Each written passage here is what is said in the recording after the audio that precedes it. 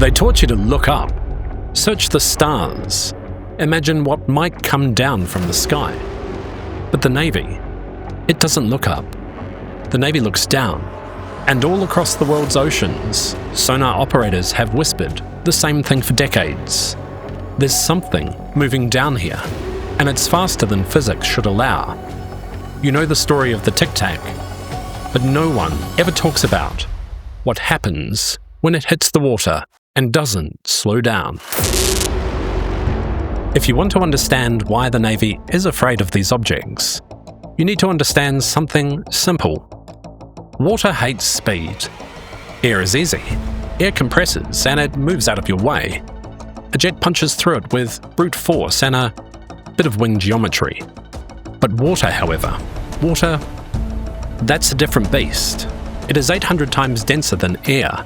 It does not move in the same way, and it certainly does not yield. It punishes anything that tries. The fight is twofold as well. Hydrostatic pressure crushes the vessel, but hydrodynamic drag, well, that tears it apart. Even the smallest flaw on a hull surface is magnified into an immense amount of friction. A friction that turns speed into heat, heat into self-destruction. Every navy on the Earth fights the same laws of hydrodynamics. Even our most advanced submarines are capped at around 40 to 45 knots. Because at that point, water stops being a fluid and starts being a brick wall. Push water too fast and it rips itself apart. Tiny vapour pockets form around blades and hulls. This is cavitation. When those bubbles implode, they sound like gunfire. To sonar, cavitation is a flare in the night. It is the single most limiting factor in submarine warfare. You want speed? You reveal your position. You want stealth? You crawl. You cannot have both. Certainly not in this ocean.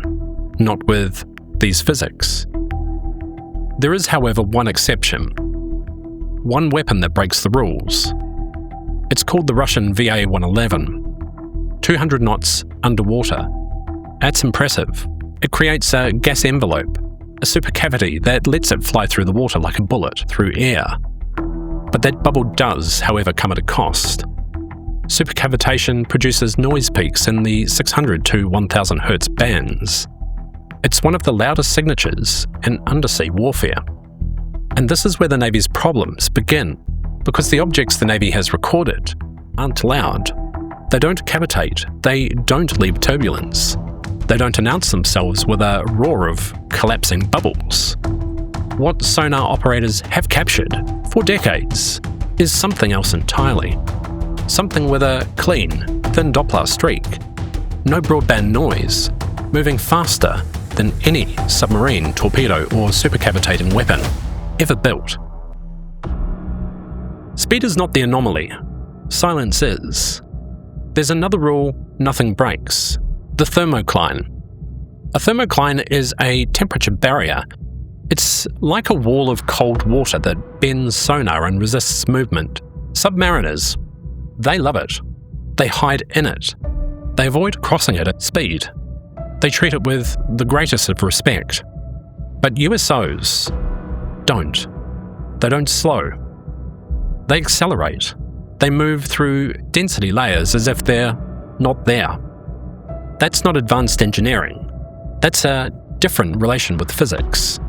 And if you want proof, real, documented proof, that the Navy has seen these objects, not once, not twice, but continuously across decades, we need to look at the data they never wanted on the evening news. The United States Navy has the most sophisticated undersea detection network in human history. Hydrophone arrays, distributed acoustic sensors, submarine passive tracking systems tuned to hear a pin drop under 10,000 tons of pressure. It is a world built on patterns. Every vessel, every weapon, every biological signature. They all leave a fingerprint. Now, USOs don't match anything in that library. To understand the extent of this problem, you need to know the depth of our detection. This isn't just a submarine captain with a portable sonar. This is an architecture built over 70 years. During the Cold War, the US invested billions into the SOSUS array. It was a massive, submerged hydrophone network that stretched across deepwater basins of the Atlantic and the Pacific. Its sole purpose was to find Soviet nuclear submarines. SOSUS wasn't designed to find everything. It was designed to find everything that was noisy. Submarines, propellers, cavitation. That infrastructure now is called Integrated Undersea Surveillance System. It is still operating today. So when a USO enters our waters, it is entering the most comprehensively listened to environment on Earth. And yet, the only signatures these arrays consistently return are signatures of silence and impossible speed. That absence of noise in the face of immense velocity is the greatest anomaly our intelligence system has ever recorded. July 15, 2019. USS Omaha, a literal combat ship operating off the coast of California. Its radar operators track a spherical object. No transponder, no emission, no signature of propulsion. The speed is hovering around 160 miles per hour, well above the safe envelope for any known aircraft that close to the water. The standard operating procedure for a pilot observing UAP is to verify the object's intent and attempt communication. When the object nears the water, the protocol changes to monitoring for signs of distress or crash, but the classified protocol for a transmedium event, now that's different. It shifts from air traffic control to submarine intelligence. The Navy Chain of Command, specifically the ONI, or the Office of Naval Intelligence, is immediately alerted to track subsurface movement. Why? Because they know if the object went into the water intact, it is no longer an aviation incident. It is a violation of naval sovereignty by something with far superior hydrodynamics to anything built by man. The question ceases to be, was that a foreign aircraft? And it becomes, what is that in our patrol area? The Omaha's failure was not losing the object. The failure was that their most advanced acoustic detection systems couldn't classify the type of violation. 14 separate radar returns confirm it's not an anomaly, not a glitch, not atmospheric interference. Then the sphere descends, and with great speed it enters the ocean. There is no explosion, no debris, no fragmentation, just entry. And here's the classified details the public were never meant to hear. A supercavitating torpedo entering the water at high speed. Now that leaves a violent acoustic shock, but the Omaha's sensors record nothing. There is no cavitation, no thermal plume. It was as if the water opened up and accepted it. Entering the water at that speed without disintegration, that's impossible. But it's not what bothered analysts. What bothered them was the silence. In 1972, the US Trepang, a Sturgeon-class fast-attack submarine, was patrolling beneath the Arctic. Reports from that patrol describe sonar contacts performing maneuvers no Soviet or American craft could. Sharp 90-degree turns, instant acceleration, rapid altitude changes in an environment where water density should make that impossible. Nothing with a propeller can move like that. Nothing with a supercavitating envelope can turn like that either. So, what was it? It wasn't one of ours, and the Soviets later said it wasn't one of theirs either. For decades, both navies believed the other side had built something impossible. If this transmission still reaches you, subscribe. Keep the signal alive so you don't miss an episode. April 25th, 2013. A US Customs and Border Protection aircraft is conducting a routine infrared patrol near Aguadilla. Now, the crew spot an object flying low over the airport. No lights, no transponder, and certainly no heat plume. It moves with controlled velocity. It tracks along the shoreline. Then, It does something no aircraft on Earth can do. It enters the ocean at great velocity, without decelerating, and it continues underwater at nearly the same speed. No cavitation trail, no sonic turbulence, just smooth motion beneath the surface. And then the data gets worse. The object splits. One becomes two. No known aircraft can do that. No known drone can do that. No biological organism matches that heat profile. And then the object exits the water again. No deceleration, no splash. There's no thermal distortion either. This is what a transmedium craft looks like. This is the behaviour the Navy can't explain. Omaha, Trepang, Aguadilla, different decades, different oceans, different branches of government. Same manoeuvres, same physics violations, same silence. And to understand what the objects are, we need to confront the only theories that make sense, and the one the Navy hopes you never ask. When something violates physics, your first job in intelligence isn't to explain it. Your job is to eliminate everything it can't be. People love to believe this is ours, that somewhere in a hangar in Nevada, we solved hydrodynamics, that a black budget program had cracked propulsion. But classified technology, it's not magic. It still obeys physics, and it produces detectable signatures. Our fastest known tech screams through the ocean like a chainsaw in a cathedral. But USOs, they're silent.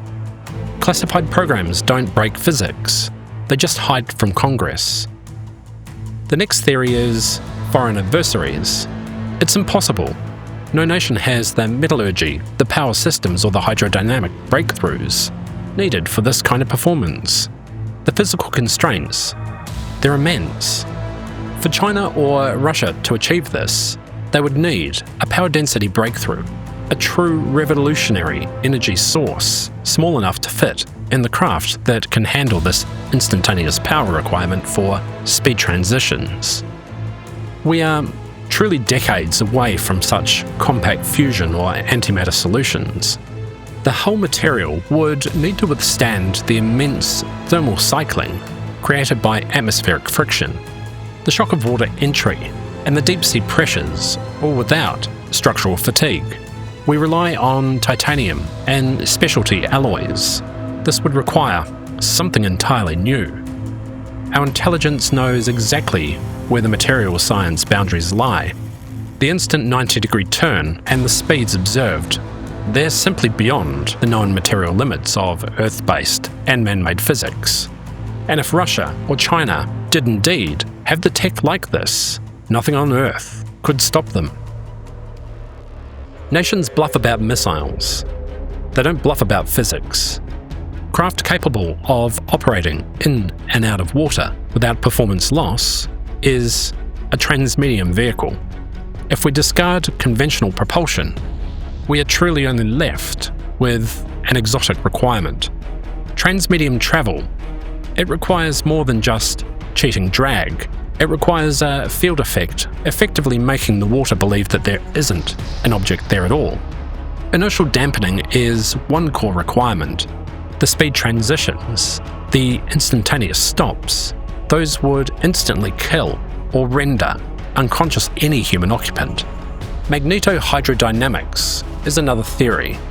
Propulsion by generating powerful fields around the hull to displace the surrounding water, replacing the need for a propeller or cavitation. But the power requirements to silence a craft at 200 knots using MHD is orders of magnitude beyond any energy system we currently possess. The simplicity of the USO objects, their spherical or tic-tac shapes, suggest efficiency. They seem to be engineered to interact with the universe in a way that we have not yet discovered. This points not to secrecy, but to an asymmetrical science, a science operating outside of our fundamental understanding. There is another theory, a quiet one, the one you won't hear in public hearings, that these Objects are platforms, sensors and recon craft. They don't fire weapons, they don't interfere. Their sole job is to watch. If you wanted to monitor a species developing nuclear submarines, missile silos and deep-sea cables, you wouldn't sit in orbit. You'd sit in the ocean, and you wouldn't let them detect you. Consider the operational requirements of a non-human surveillance platform. Energy. It must be autonomous. No refueling.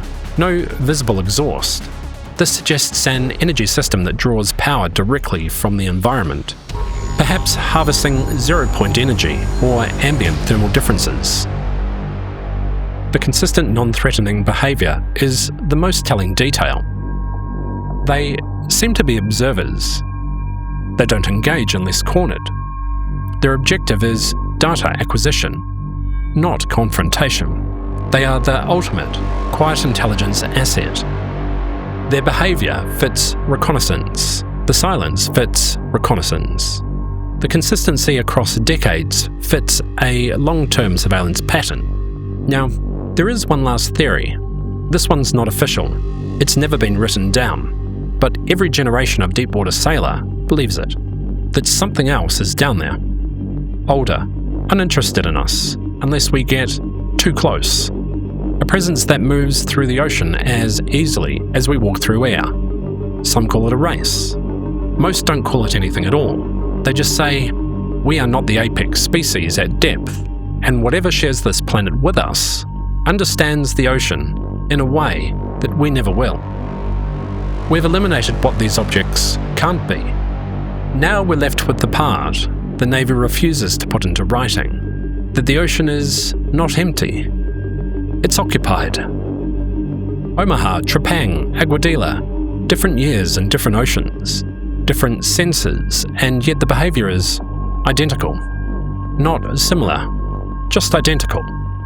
Zero cavitation, zero turbulence, zero thermal footprint. This is not a human signature, and it is not a malfunction. It is a pattern. For decades, the Navy has done something quietly, consistently, deliberately. They classify, they redact, they bury the anomalies beneath layers of bureaucracy. Not because they know what these objects are, but because they don't. Uncertainty is the real threat here, not aliens and not adversaries. When you cannot identify a vessel, you cannot defend against it. When you cannot model its physics, you can't predict its intent. And when you cannot hear it coming, you don't get a second chance. The thermocline is a natural defense, a barrier of temperature and density that bends sonar and hides submarines. USOs pass through this like it's not even there. That should terrify us more than speed or silence, because it means they do not experience drag the same way we do. They do not experience pressure the same way we do. They do not experience water in the same manner that we do. So here's what the Navy won't write down, but sonar will return. Something is operating beneath our oceans that is not bound by human physics. Something that moves through water and air with equal precision. Something that does not reveal propulsion, heat, or cavitation. Something that surveils and not attacks. It observes but doesn't communicate. It behaves like a reconnaissance platform. Silent, disciplined, patient. The oceans cover 70% of what this planet is. We've mapped more of Mars than we have our own seafloor. If someone wanted to hide here, it chose the perfect place. And the truth is simple. We are not alone on this planet. We never were, and the Navy knows it. If you think the sky holds the greatest secrets, it doesn't. The ocean is truly where the real story begins. Thanks for joining me here today. And remember, they rely on you forgetting, on you clicking away. Don't do it. Go deeper down the rabbit hole with this next video. And to make sure the signal can find you again, join the network, click subscribe, here, and keep the light alive. This is Thinkavarium.